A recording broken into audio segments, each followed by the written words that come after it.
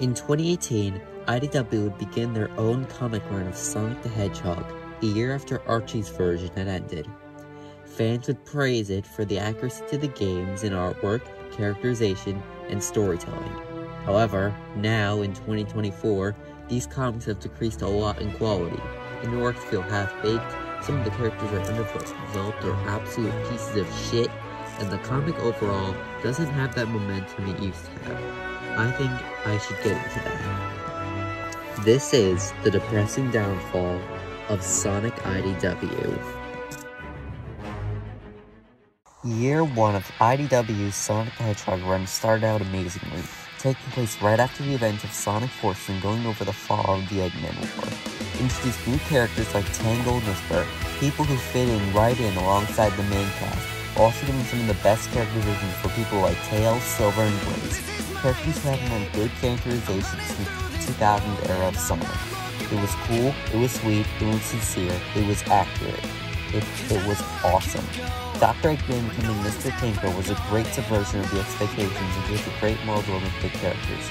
Neo Metal Sonic, being the big bad of these 12 issues, was so refreshing to see after him being wasted for years on end. The year ended on a high note, with Mr. Tinker being restored to Dr. Eggman and teasing the next book arc, which would go on to be one of the comics' best.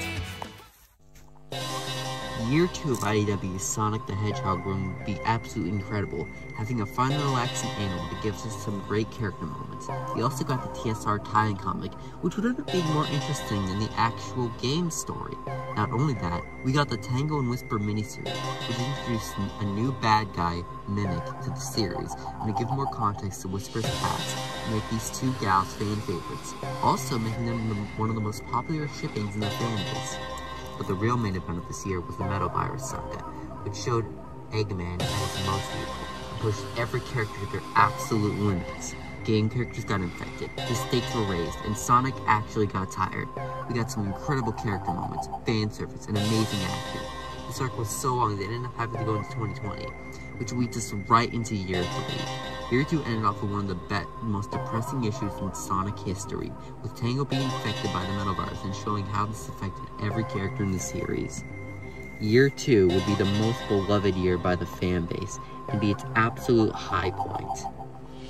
Year 3 would start out great with some minor delays to, well, the world kinda shutting down.